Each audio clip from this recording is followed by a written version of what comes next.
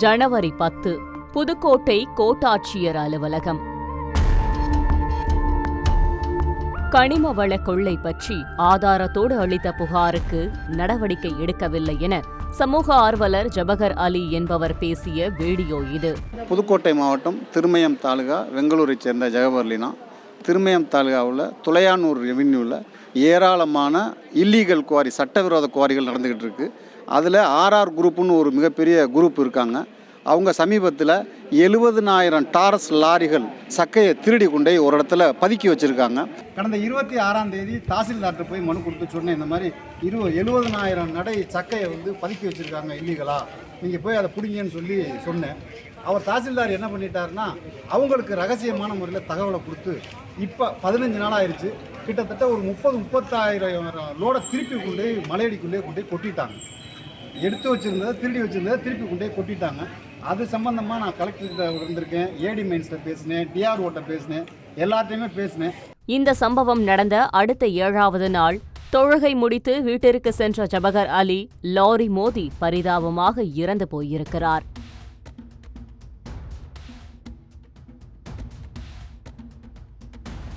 பார்ப்பதற்கு விபத்து போல தெரிந்தாலும் இந்த 2 சம்பவங்களையும் ஒன்றிணைத்து யோசித்தால் நடந்திருப்பது கொலையாக கூட இருக்கலாம் என்ற சந்தேகம் எழுவதில் ஆச்சரியமில்லை. அந்த சந்தேகத்தின் அடிப்படையில் ஜபகர் அலியின் மனைவி திருமயம் காவல் நிலையத்தில் புகார் அளித்திருக்கிறார். தொடர்ந்து நடந்த விசாரணையில் நடந்திருப்பது திட்டமிட்ட படுகொலை என்பது உறுதியாகியிருக்கிறது.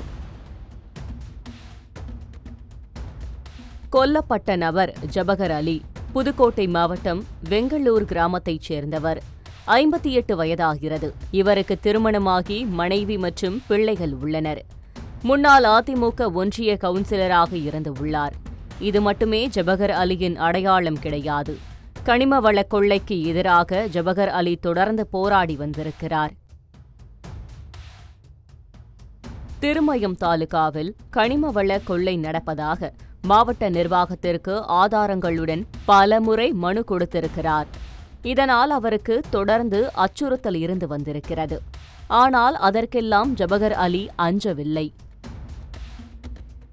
பெயருக்கு ஒரு அரசு அனுமதியை வாங்கிக் கொண்டு ஒதுக்கப்பட்ட அளவை விட பல மடங்கு கனிமங்கள் வெட்டி அள்ளப்பட்டு அரசுக்கு இழப்பு ஏற்படுத்தி வருவது குறித்து சம்பந்தப்பட்ட அரசு அதிகாரிகளிடம் புகார் அளித்து வந்துள்ளார்.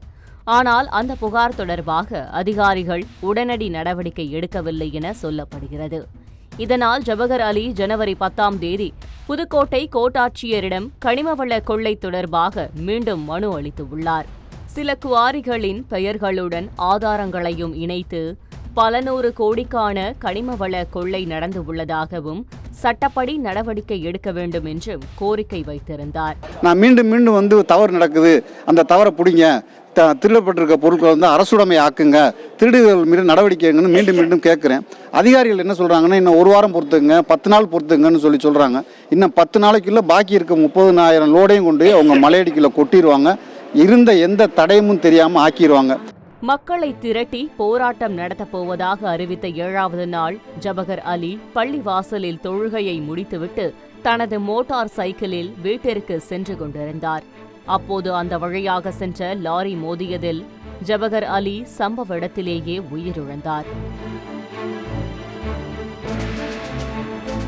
இறந்தவரின் மனைவி அளித்திருந்த புகாரில் குவாரி உரிமையாளர் ராமையாவிற்கு எதிராக ஜபகர் அலி தொடர்ந்து போராடி வந்ததால் அவர் ஆட்களை ஏவி இந்த கொலையை செய்திருக்கலாம் என்று குறிப்பிட்டிருந்தார். போலீசாரின் தொடர் விசாரணையில் நடந்திருப்பது திட்டமிட்ட படுகொலை என்று தெரிய வந்திருக்கிறது. இதனால் குவாரி உரிமையாளர் ராமையா உட்பட 5 பேர் மீது வழக்கு பதிவு செய்து 4 பேரை போலீசார் கைது செய்திருக்கிறார்கள். மேலும் தலைமறைவாக உள்ள ராமையாவை தேடி வருகின்றனர். கனிம வள கொள்ளைக்கு எதிராக போராடிய சமூக ஆர்வலர் கொல்லப்பட்ட சம்பவம் தொடர்பாக அரசியல் தலைவர்கள் தங்கள் கண்டனங்களை தெரிவித்து வருகின்றனர்.